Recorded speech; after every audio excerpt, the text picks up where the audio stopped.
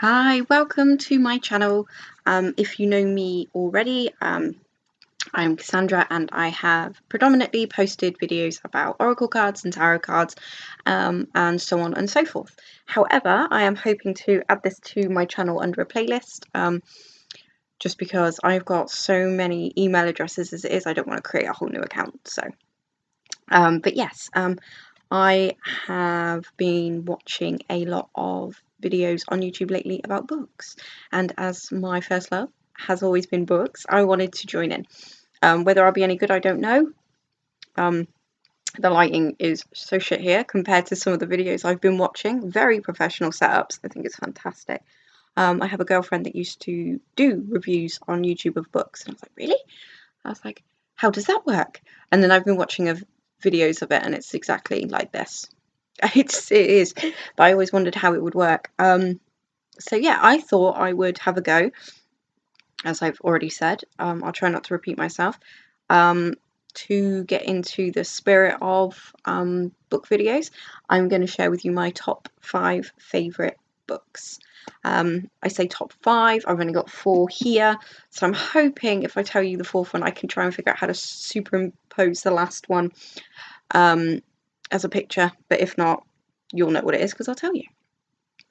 So I will start in reverse order. So my 5th favourite novel of all time as it stands currently in September 2018, although these haven't changed, so since they became my favourites, so we'll see. And this is the book I don't actually have on me, is The Long Walk by Stephen King, writing as Richard Bachman. This book, it's a short story slash novella. I wouldn't say it's that short. Just left me feeling hollow for days afterward. I don't know if that was the intention, but it just left a horrendous scar on me. I'm sure there's more horrendous books out there, but there was something about this book, the way Stephen King writes anyway, and it was like, for me, when you watch like when I watched Pan's Labyrinth and The Orphanage, and it leaves you after you've seen it feeling like, oh. That's how I felt with The Long Walk. So The Long Walk, I hope you can hear me. The Long Walk is basically a competition where young people join up to partake in the Long Walk. Sounds simple enough, and that's all I'm going to give away, to be honest, because if you haven't read it, you need to read it. It is fantastic. So that comes in at number 5. Luckily, I do have the rest of the books with me. So in at number 4 is Frank Herbert's June. June is my ultimate favourite of Frank Herbert. I have followed on from there with June Messiah, Children of June, I think, and then God Emperor and so on and forth. But this is the one that started it all. I saw the film when I was younger with my father, and I loved the film. So I got hold of the book, and it is just literally amazing. It is vast and just beautiful. So June, the epic story of the planet Arrakis. It's Atreides. Sorry, I haven't got my glasses on because of the reflection. It's Atreides rulers and their mortal enemies, the Harkonnens. It's the finest, most wildly acclaimed and enduring science fiction novel of the 20th century, and it is. You've got the planet Arrakis, June.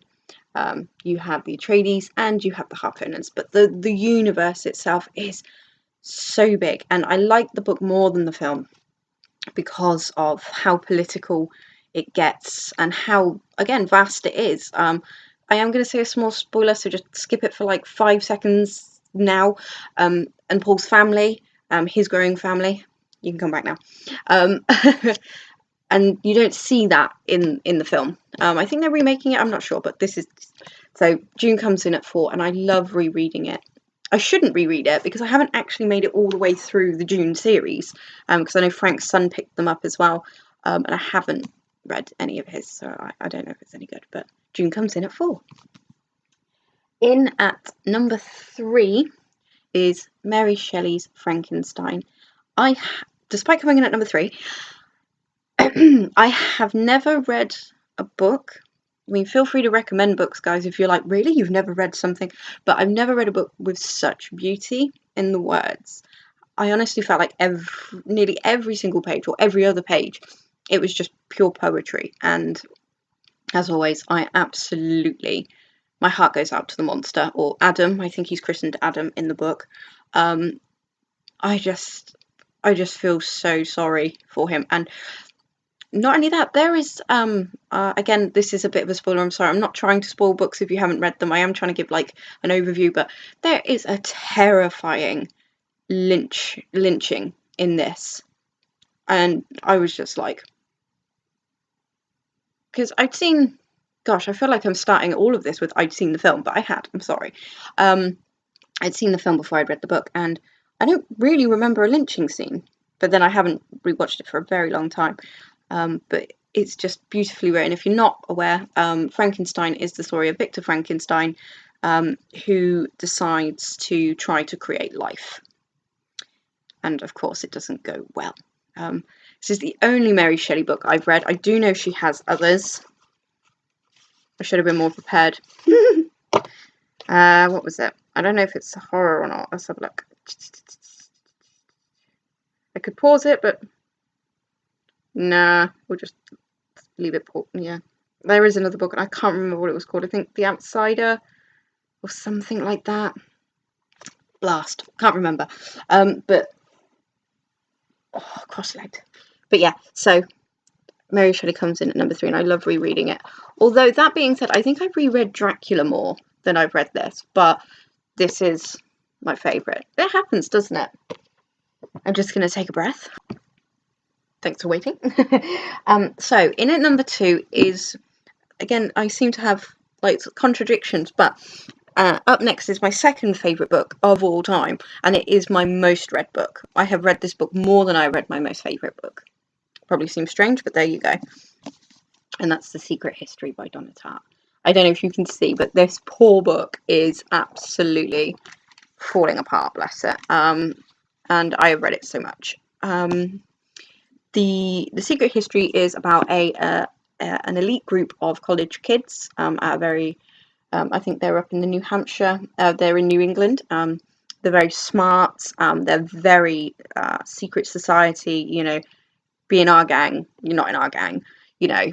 They have a front, they don't let people in, and we meet Richard, who infiltrates their little gang, and everything really goes from there. It is dark, it's sad, it's Greek, it's a Greek tragedy. I can't read Greek, so I kind of just floss over the Greek words, but it's marvellous. And I have 2 other Donna Tartt novels, and I don't like them. Isn't that funny? I've tried. I tried The Little Friend, which won awards, I believe. I didn't like that, and I couldn't get through The Goldfinch. Don't hit me. Don't hit me. I will try again because I still have it, but for me, this story is amazing. And the problem I have is anytime I'm having a moment in life, a dark moment, or things aren't going my way, I always pick this book up and start reading it again. That's why it's the most read book I think I have, is because every time I'm feeling a bit down, I'll just grab it. I'm like, I just need someone. I just need stability. I just want to be with them again. Considering the type of people they are, I think that says volumes about the type of person I must be, but I can't help it. I love them. Some of them are weird. But there you go. That's my second favourite book of all time currently. Like I said at the beginning, though, it hasn't changed in a very long time, so we shall see. And then, drumroll for the final one, is To Kill a Mockingbird, and I have 2 copies. So, To Kill a Mockingbird, I read a very similar one like this at school. We were given it on the Friday, so this one belonged to Haywood High School, English department in Hereford. So I was given a hardback copy just like this on the Friday, and we were told that we would be picking it up on the Monday. Well, over the weekend I went home and I read it, and I loved it. I'm sure there are more people that can articulate better than I can the feeling of To Kill a Mockingbird, but for me it's magical, it's terrible, it's awful, it's beautiful, it's so much. But I'd already read it, and then come Monday, it was 3-4 weeks of reading aloud at school.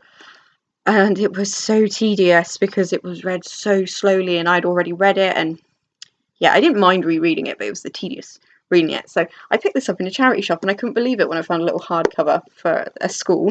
I thought it was great, but this is the book I bought once I left school, which is I think it's the generic book, but it's yellowed with age. I can't remember where oh no, I got it from a charity shop. It's got a pound written in it, so I bought it from a charity shop. So, but yeah, so To Kill a Mockingbird tops my favourite list book of all time. It just does. I love it so much. And my favourite character, well, I don't want to say I've got a favourite character because, you know, I think everyone in it is just amazing. But I don't know, Boo really just kind of steals your heart, and Tom, I mean, it's heartbreaking. The whole thing is heartbreaking. Everyone's just screwed over by everyone. But like I said, there's people out there that can articulate a lot better than I can, but just that I love it, and I return to it every year to read it again.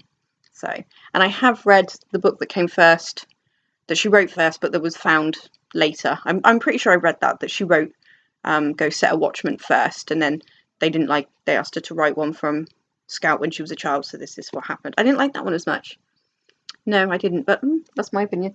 So there you go. That's my top 5 books. Thank you for joining me. I'm sorry if you're a viewer and you're expecting a card video. I'm sorry, but I really love my books, so I wanted to start showing them off. Feel free to recommend anything, especially if anyone knows any more Mary Shelley-esque style novels. I'd be eternally grateful. And thank you so much.